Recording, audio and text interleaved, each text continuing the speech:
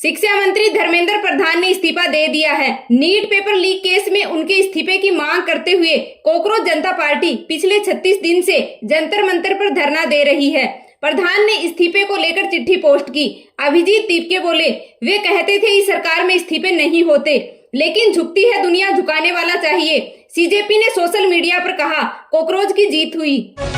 शिक्षा मंत्री धर्मेंद्र प्रधान के इस्तीफे की खबर आते ही जंतर मंतर पर जश्न का माहौल है।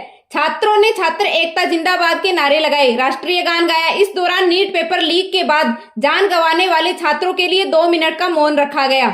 शिक्षा मंत्री धर्मेंद्र प्रधान के इस्तीफे के बाद सोनम वांगचुक बोले, यह लोकतंत्र की जीत है, यह धैर्य, शांति और दृढ़ता की जीत है।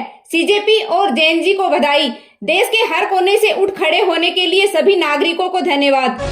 कॉकरोच जनता पार्टी ने शनिवार को आंदोलन खत्म कर दिया। केंद्रीय मंत्री जेपी नड्डा, जितेंद्र सिंह के साथ सीजेपी प्रवक्ता सौरभ दास व आशुतोष रांका ने संयुक्त प्रेस कॉन्फ्रेंस में इसका ऐलान किया। सौरभ दास ने कहा, जंतर मंतर पर मौजूद सभी प्रदर्शनकारी अब अपने घर लौट जाएं।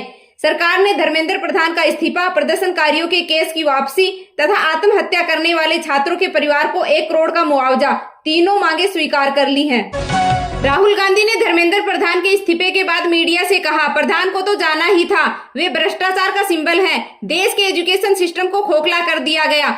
इसमें जितनी गलती पीएम की है उतनी ही आरएसएस की है। सरकार शिक्षा तंत्र को बदलने के लिए कदम उठाए। छात्रों के प्रदर्शन पर आरएसएस प्रमुख मोहन भागवत ने शनिवार को दिल्ली में कहा, आज की नई पीढ़ी बहुत सारे सवाल पूछती है, हमें आदेश देने के बजाय उनसे बातचीत करनी चाहिए। उन्हें हर बात के पीछे का तर्क समझाना चाहिए, न कि आदेश देना चाहिए। प्रधान के इस्तीफे पर वर्ल्ड मीडिया की प्रतिक्रिया। बीबीसी ने लिखा कि मोदी सरकार को छात्रों के आगे झुकना पड़ा। वहीं गार्डियन ने लिखा कि मोदी सरकार के 12 साल में पहली बार जनता के दबाव में किसी मंत्री का इस्तीफा हुआ। धर्मेंद्र प्रधान के इस्तीफे को न्यूयॉर्क टाइम्स, CNN, अल जजीरा और डॉन समेत अंतर्राष्ट्रीय मीडिया संस्थानों ने भी टॉप स्टोरीज में जगह दी है। यूपी बिहार में प्रदर्शन के दौरान हिंसा, फायरिंग, पथराव में 15 लोग घायल हो गए, 2 एसपी भी चोटिल हुए। शिक्षा मंत्री के इस्तीफे के बाद छात्रों ने जश्न मनाया। जंतर मंतर पर 20 जुलाई के प्रदर्शन के दौरान घायल हुई साक्षी पर पुलिस का पहरा। 21 साल की साक्षी राम मनोहर लोहिया अस्पताल में भर्ती है। आईसीयू लिफ्ट कॉरिडोर में जवान तैनात, रिपोर्टर को रोका, परिवार खामोश है। गुजरात में लगातार हो रही भारी बारिश से कई जिले बाढ़ की चपेट में। अब तक बाढ़ प्रभावित इलाकों में 40,500 से ज्यादा लोगों को सुरक्षित स्थानों पर पहुंचाया जा चुका है। बारिश से जुड़े हादसों में 5 लोगों की मौत हो गई है।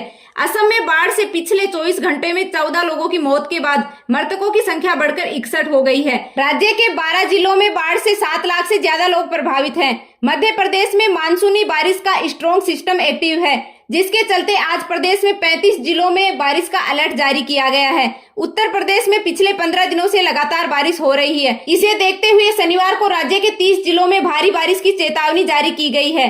राजस्थान में भी बारिश का दौर जारी है। मौसम विभाग ने राज्य के विभिन्न हिस्सों के लिए ऑरेंज और येलो अलर्ट जारी किया है। अमरनाथ यात्रा मौसम खराब के कारण 6 दिनों से स्थगित रहने के बाद शनिवार को फिर से शुरू हो गई। पंजाब के इकलौते मंत्री की मोदी कैबिनेट से छुट्टी, पीएम की जालंधर रैली में मिले थे संकेत। केंद्रीय राज्य मंत्री रवनीत बिट्टू ने अपने पद से इस्तीफा दे दिया।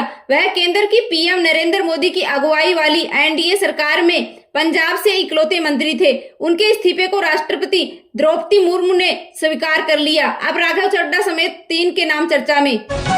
अमेरिका के राष्ट्रपति डोनाल्ड ट्रंप बोले, चीन या रूस ने युद्ध में दखल दिया तो इसके गंभीर नतीजे होंगे। पुतिन व जिनपिंग ने मुझे यकीन दिलाया कि वे ईरान को हथियार नहीं देंगे। ट्रंप ने यह भी बताया कि ईरान से बातचीत जारी, लेकिन परमाणु हथियार नहीं बनाने देंगे। हुती विद्रोहियों ने दावा किया कि उन्होंने सऊदी अरब के जजान स्थित अरामको रिफाइनरी पर 3 बैलिस्टिक मिसाइलों से हमला किया है। अरामको ऑयल फैसिलिटी में आग लगी है। जजान रिफाइनरी को सऊदी अरब की 5वीं सबसे बड़ी तेल रिफाइनरी माना जाता है। भारत ने स्वदेशी काउंटर ड्रोन सिस्टम भारतवास्त्र का ट्रायल किया। भारतीय सेना के सामने solar defence and aerospace limited ने नागपुर में अपने स्वदेशी काउंटर ड्रोन सिस्टम भारतवास्त्र का सफल लाइव ट्रायल किया। कंपनी का दावा है कि यह सिस्टम हवाई हमलों और ड्रोन के झुंड जैसे बढ़ते खतरों से निपटने के लिए तैयार है। इसे सेना के कमांड और कम्युनिकेशन नेटवर्क से जोड़ा जा सकता है। दुनिया के सबसे ताकतवर रॉकेट स्टारशिप की 13वीं टेस्ट उड़ान कामयाब रही। इस मिशन में स्टारशिप के अपर स्टेज ने हिंद महासागर में लैंड किया, जबकि इसके बूस्टर ने मेक्सिको की खाड़ी में लैंडिंग की। दुनिया के सबसे अमीर कारोबारी इस्लान मस्क की कंपनी स्पेस एक्स ने इस रॉकेट को बनाया है। भारत को कॉमनवेल्थ गेम्स 2026 का पहला मेडल। बिहार के झंडू कुमार ने पैरा पावर लिफ्टिंग में ब्रांज पदक जीतकर भारत का खाता खोला। उन्होंने 190 किलोग्राम की बेस्ट लिफ्ट के साथ 130.9 अंक हासिल किए। वहीं बॉक्सिंग में जादूमणि सिंह ने जीत के साथ राउंड ऑफ 16 में जगह बनाई। लॉन बॉल्स में पुतुल सोनोवाल ने लगातार दूसरी जीत दर्ज की। भारतीय शतरंज के दिग्गज विश्वनाथ आनंद को अंतर्राष्ट्रीय शतरंज महासंघ FIDE का अंतरिम अध्यक्ष नियुक्त किया गया। पहली बार किसी भारतीय को यह महान पद मिला। विश्वनाथ आनंद 5 बार वर्ल्ड चेस चैंपियन रह चुके और वे साल 2022 से FIDE के डिप्टी प्रेसिडेंट हैं। कर्मचारी भविष्य निधि संगठन ने वित्त वर्ष 2025-26 के लिए PF अकाउंट होल्डर्स के खातों में 8.25% की दर से ब्याज डालना शुरू कर दिया। कई सब्सक्राइबर्स को ब्याज का पैसा क्रेडिट होने के मैसेज भी मिलने लगे हैं। PF खाता धारक मिस्ड कॉल और SMS से पता कर सकते हैं PF बैलेंस। श्रीलंका के खिलाफ 15 अगस्त से शुरू हो रही 2 टेस्ट मैचों की सीरीज के लिए भारतीय टीम का ऐलान मंगलवार तक हो सकता है। पहला टेस्ट 15 अगस्त को गोल में और दूसरा टेस्ट 23 अगस्त से कोलंबो में खेला जाएगा। मुख्यमंत्री सम्राट चौधरी आज राष्ट्रीय और अंतर्राष्ट्रीय लेवल पर मेडल जीतने वाले 19 खिलाड़ियों को सरकारी नौकरी का ज्वाइनिंग लेटर दिया।